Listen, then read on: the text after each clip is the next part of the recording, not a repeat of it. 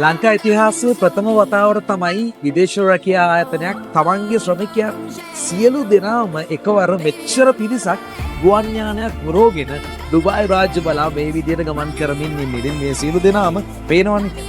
අද දවසේ මේ ගුවන් යානේ පිරිලා ඉතරලා ගිහිල්ලා තියෙන්නේ ලාංකිකයින්. මේ සියලු දෙනාම තමන්ගේ සිහින රැකියාව හොයාගෙන ඩුබායි රාජ්‍ය බලා ගමන් කරමින් ඉන්නේ. ඉතින් අපි ඔවුන් එක්කම ඩුබායි වෙත යමින් ඉන්නවා.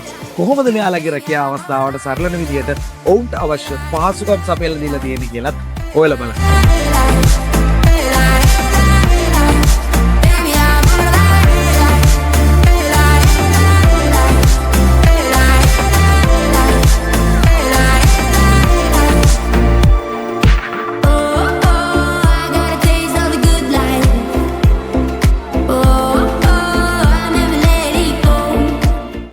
ඔන්න පැය 4ක ගුවන් කාලයකින් පස්සේ මේ සියලු දෙනාත් එක්ක මමත් ආවා ඩුබායි රාජ්‍යයට.